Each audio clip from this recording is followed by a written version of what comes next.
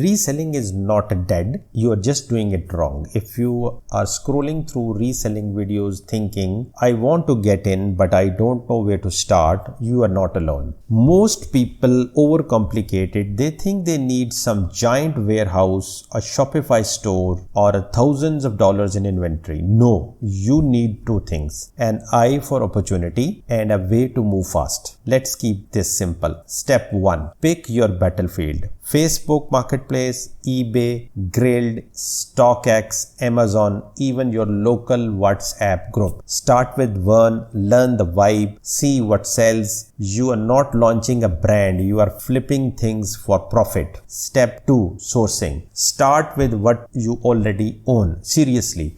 Go through your closet's drawers, shelves. You'll be surprised how much value is sitting in your house untouched. Sell a few things just to get the reps. Once you are warmed up, hit thrift stores, liquidation pallets, garage sales, or even overstock apps. Step 3. Know your numbers. You don't need a spreadsheet empire.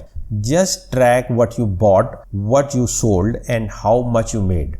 The goal is simple: buy low, list smart, sell fast. Repeat. Quick tip: don't waste time cleaning every item like it's going to a museum.